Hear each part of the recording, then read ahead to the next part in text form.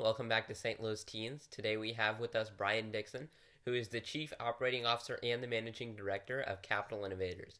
Capital Innovators provides top-ranked accelerator programs, venture fund management, and corporate innovation in St. Louis for upcoming businesses. So, Brian, could you tell us a little bit about yourself and how you got involved with Capital Innovators? Sure, absolutely. So I was born and raised in St. Louis, and I was actually in my into my first year at law school in Washington University when I first learned about cryptocurrency. And at the time, it was only Bitcoin, and I became completely infatuated by it and thought it was just so interesting. And that's kind of when I made the decision that I didn't want to go into practicing law long term, and I wanted to go into the technology space because I just thought that that particular technology was going to have such a huge impact. And this was about 10 years ago when this happened. And then so I ended up continuing to go through law school. I finished everything as I continued to study the technology. And I was actually applying to a bunch of different cryptocurrency companies after I finished school, trying to find a job in that space in San Francisco and in New York. But at the time, people were only looking for engineers and people that were basically computer scientists that could code their products. And I didn't have a background in that, so I wasn't a good fit for a lot of the early stage cryptocurrency companies that were working with Bitcoin. So I started to figure out, if I want to do this, I probably got to figure out a different path into the technology space. So I started doing some research around St. Louis, and I learned that the entrepreneurial ecosystem was actually growing pretty quickly around town. And I learned about a co-working space downtown St. Louis called T-Rex. And I ended up just going down there one day and was knocking on people's doors and learning about the products that they were building because there was a bunch of startups and different types of investment organizations that worked out of that space. And I came across Capital Innovators, and I talked to the director of operations who was working there at the time. It was just him and the CEO at the time. And they told me that basically what Capital Innovators does is they were a startup. They find startups around the world and they invest in them, and then they bring them to St. Louis and they run them through this 12-week program to help the company scale. And they were focused 100% on technology startups at the time. And then they also had this group of mentors that helped basically train the startup companies about how to become better entrepreneurs and grow the company. And I thought that was a really interesting way for me to get access into the space that I wanted to go to. So I asked if I could just work for them for free. And so I started as an intern with them initially.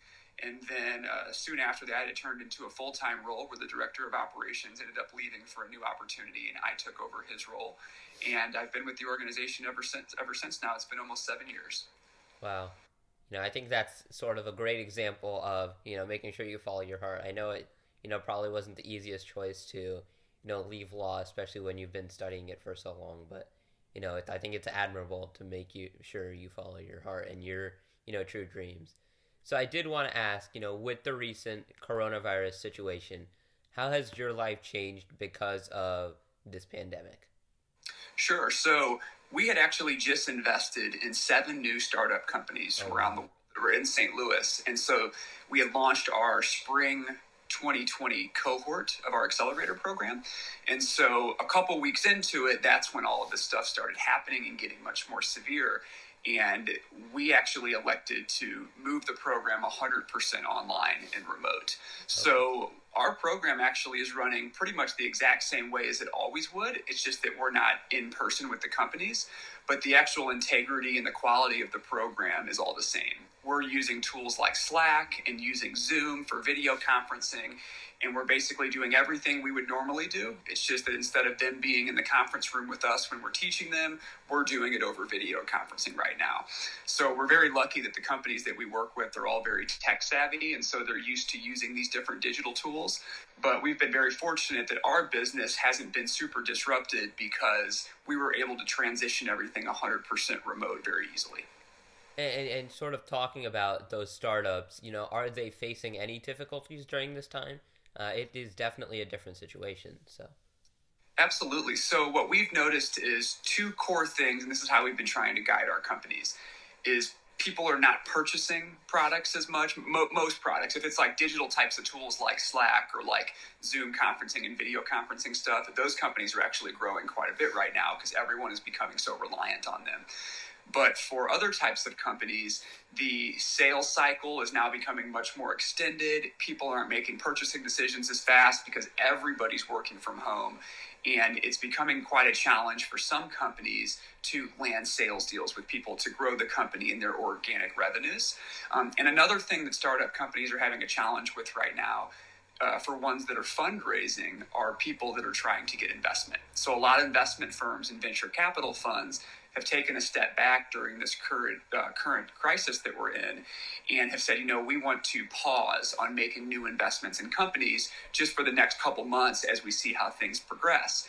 And for startups, that can be really challenging, especially if you're fundraising, because as a startup company at the very earliest stages, you may not even have 1 or 2 months. You may need to actually get money in as quick as possible from a sales perspective or from an investment perspective to really carry yourself into the future. And when you can't do this, or it's put on pause, it can be a big challenge for companies. So I would say those are the two biggest things that we've learned, is that the sales are moving slower, or they're not happening for some companies. And it's a lot more challenging to raise money right now in this environment to really help scale the company to the next level. So some of the things that we're working to guide the companies on with this, to train them about how to overcome this, is figure out how you can position your particular product in a way that's advantageous for the current environment. And as an example, there's one of our companies sells a pretty unique video solution where if you try to call customer support and you're talking to somebody on the phone, they have a product where the customer support agent can send you a text message, and it's a link, and you don't have to download anything. And just by clicking that link, it will open up the video camera on your phone. So you can basically guide the customer support agent through the problems that you're having.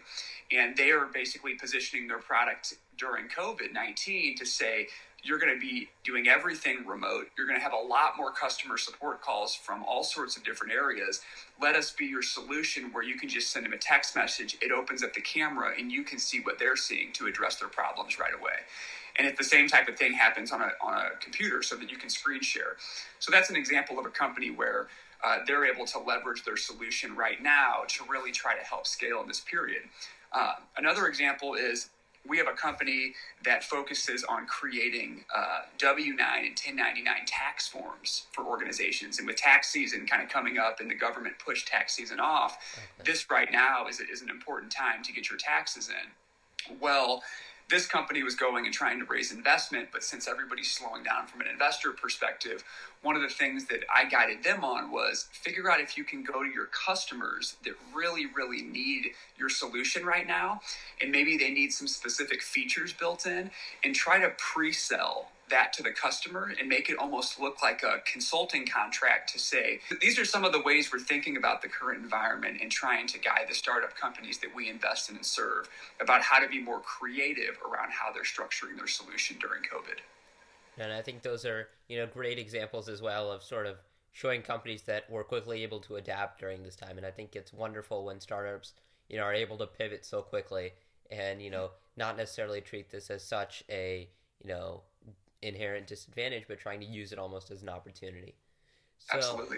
So how do you think that, teens and our community during this time can help to start up an entrepreneurial community during this pandemic?